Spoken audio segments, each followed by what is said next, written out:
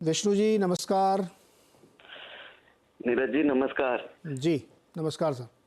Rajesh sir नमस्कार। नमस्ते। Sir मैंने 5320 के भाव पे LTI माइंट्री लिया हुआ है सर। बहुत वेट करने के बाद लिया था और नजरिया 6 महीने से 2 साल के लिए है। और दूसरा टारगेट ये है कि अगर इसमें प्रॉफिट मिलेगा तभी निकलना है। और सर एक सवाल और था कि एथर इंडस्ट्री और एल्कालाइन अमाइंस में कौन सा सर बेटर है 1.5-2 लाख रुपए इन्वेस्ट करने के लिए?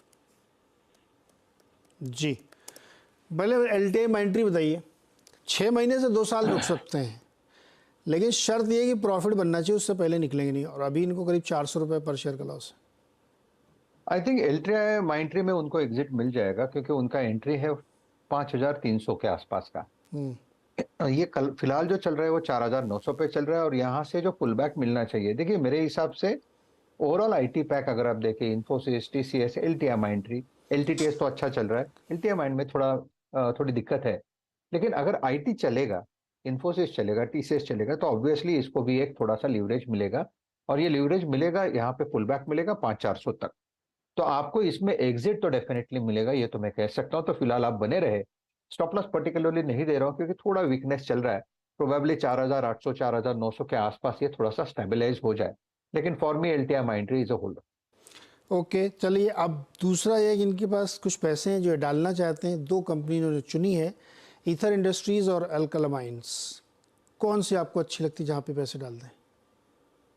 देखिए ईथर इंडस्ट्रीज की बात करें 782 के आसपास है, 760 का इसका लो है। और दूसरा कौन सा कहा था? Alkali amine, right? एल्कालामाइंस। ओके। देखिए ईथर इंडस्ट्रीज की बात करें तो प्रोबेबली ये 760 के आसपास यहाँ पे प्रोबेबली यहाँ से ये पलटेगा। शॉर्ट टर्म स्विंग की बात करें तो 840 850 का टारगेट है। 760 के ऊपर इसका बाय बनेगा। 740 का एक स्ट्रिक्ट स्टॉप लॉस रखना पड़ेगा क्योंकि आपका कन्विक्शन ईथर इंडस्ट्रीज में है। चार्ट पे हम लोग सिर्फ रिवर्सल यानी स्विंग इसको ट्रेड करेंगे।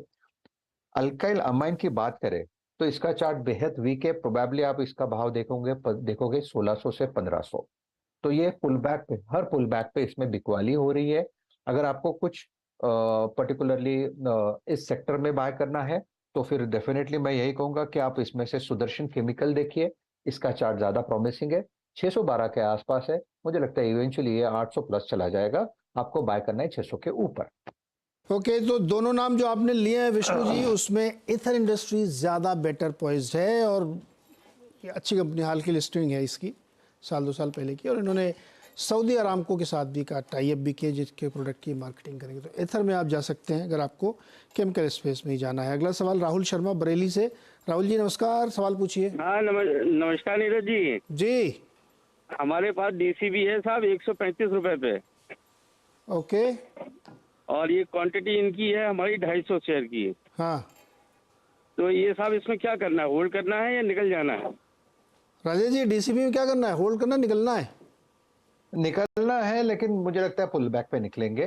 फिलहाल ये एक्सपायरी का जो प्रेशर है ओवरऑल मार्केट पे वो थोड़ा रहेगा।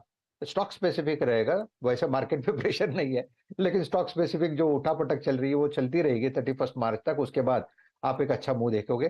प्रोबेबली इसका जो टारगेट है ये रहेगा 130 का, क्योंकि जितना वीकनेस है वो थोड़ा फैक्टर्ड इन लगता है। मुझे लगता है 115 के नीचे ये फिलहाल तो नहीं जाएगा, लेकिन एक रिलीफ रैली मिलेगी 130 135 तक, जहां पे आप एक बार के लिए फिर से कॉल करें। अगर इस लेवल के ऊपर चला जाता है then it will be treated as a breakout, जिसका टारगेट 140 प्लस का हो जाएगा।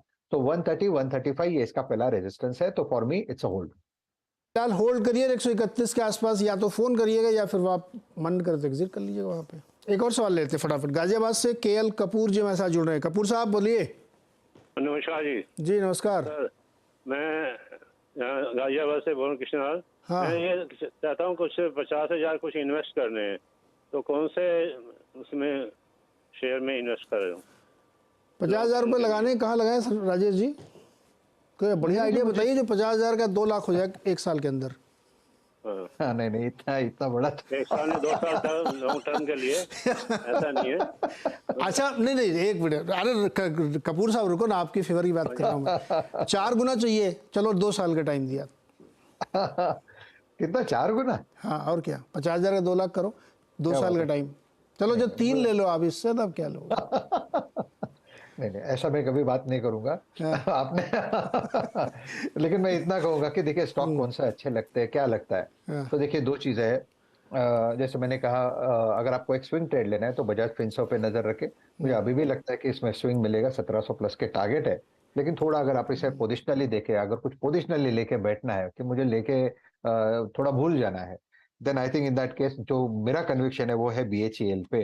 मुझे लगता है BHEL का स्ट्रक्चर बेहद अच्छा है, ये 200 के नीचे तो नहीं जाएगा और इवेंचुअली मुझे लगता है 300 350 का टारगेट अनफोल्ड करेगा। तो अगर आपको ऐड कुछ करना है तो डिप पे आप BHEL को ऐड कर सकते हो। ठीक है, तो कपूर साहब बहुत ज़्यादा उम्मीद मत रखिए। अगर आपको अच्छे लगे तो आप BHEL या बजाज फिनसर्व में कर सकते हैं। एक मॉडरेट डिसेंट रिटर्न FD से दूना वाला आपको मिल सकता है, मतलब 15-16% के हिसाब से। तो आप इन दोनों शेयर में चाहे तो सोच सकते हैं। बहुत ज़्यादा 4 गुना 5 गुना की इस मार्केट में होप न रखे बेटा। राजेश जी बहुत बहुत शुक्रिया जुड़ने के लिए, बातचीत करने के लिए। और ध्यान रखिएगा अपना निवेश करने से पहले बहुत सोच समझ के करिएगा और स्टॉप लॉस वगैरह ज़रूर लगाइएगा। अब मुझे भी घूर रहे थे मेरे को। हाँ मैं देख रहा था 60% की CAGR आप बांट रहे हो मेरे खिलाड़ी भी देख रहे हैं कौन सा ऐसा ट्रेड आने वाला है? देखो सोचो तो बड़ा सोचो। इतना बड़ा और क्या? 3 साल में पैसा डबल ट्रिपल। और क्या, अरे इरेडा अगर हो सकता है 1 साल में 4-5 रेडा तो 1 महीने में हो गया उसको छोड़िए, लेकिन वो स्टॉक स्पेसिफिक है। और होता क्या है ना, एक लोभ प्रलोभन का ट्रेड दिखता है जिसके लालच में सब दुनिया उसको देखने जाती है। एग्जैक्टली। ठीक है, वो तो नहीं खत्म हो जाता वैसे ही। Correct. ठीक, और उसके लालच में सब के सब बेचारे फंस जाते हैं वहाँ पे। इसलिए ये मार्केट ने लेसन दिया आपको कि आप ना इरेडा 10 गुना हो गया, मान लो 30 रुपए कितना, 150 200 रुपए हुआ है। तो आप हर स्टॉक वैसा होगा ऐसा नहीं है। नहीं। और आप गलती मत करिएगा वरना आप फंस जाएंगे, फिर आप पता लगा भयानक नुकसान कर लेंगे। 10-15% का रिटर्न बाजार में आपको एवरेज 15% रिटर्न मिल जाए, यू आर किंग। किंग या हाँ, ठीक है, वाला साहब कहते थे आप कि आप 20% मिल गया तो यू आर अ किंग। लेकिन सबको चाहिए कि मुझे 20% नहीं चाहिए, 20 गुना चाहिए। अब 20 गुना और 20% वो साइन परसेंट नहीं, एक्स होना चाहिए। नहीं तो एक्स है तो ईयर्स को भी एक्स में करो ना, फिर वो कोई नहीं देखता। 20 साल दो ना फिर। नहीं ये तो मतलब ही नहीं है। अच्छा, वो नहीं समय और दोगे। संयम ही तो नहीं जैसे है कल दुनिया के लिए। आशीष को मैं दिखा रहा था एक चार्ट, हम लोगों ने ऐसे ही 11:30 जो यूट्यूब कर रहे थे, अपार इंडस्ट्रीज 2006 से अब तक 70 गुना हुआ है। हाँ 2400 पे तो मुझे ही पता है कहाँ था। हाँ 100 रुपये का 7,000 का हो गया है। तो 20 साल का समय भी तो है उसमें। लेकिन उसके कैच देखो, वो 20 साल में 2400 तक पहुंचा है। हाँ 19 साल फिर तक। एकदम से और फिर एकदम से 1900 से और 2400 से वो 7,000 7,500 हो रहा है। सो इस तरह की तेजी उसने पूरे साल में नहीं ली है, ना। लेकिन कभी लिया। अब 2006 से 2014-15 तक, हाँ एक रेंज में रहा। ये देखिए, और ये सडनली वो 5 साल में पिछले 1 साल के अंदर भागा। चार्ट छोटा, जिसने 2006-7 में लिया था वो 2017-18 तक रो रहा होगा कि यार ये चल ही नहीं रहा। लेकिन जब चला तो पूरा चल गया। तो अब वो जिसने ये लास्ट के बॉटम पे पकड़ा उसको तो लगा कि इससे अच्छा कोई ट्रेड नहीं है, लेकिन जिसने 2016 में पकड़ा उसको लगा इससे बुरा कोई चेहरा नहीं है। So market is all about timing, मतलब संयम और समय, धीरज। 2 ही चीजें आपको देनी है बाजार में, बाकी सब मिल जाता है आपको। चलिए खैर ये डिस्कशन और लंबा चलेगा, इससे अच्छा अभी एक ब्रेक ले लेता हूँ, ब्रेक के बाद लौटता हूँ। 3 खिलाड़ी वेट कर रहे हैं और उनसे हम बातचीत करते हैं, और साथ साथ फाइनेंशियल ईयर एंड अप भी है तो उसका भी कुछ डेटा होगा आपके लिए। छोटे से ब्रेक के उस तरफ।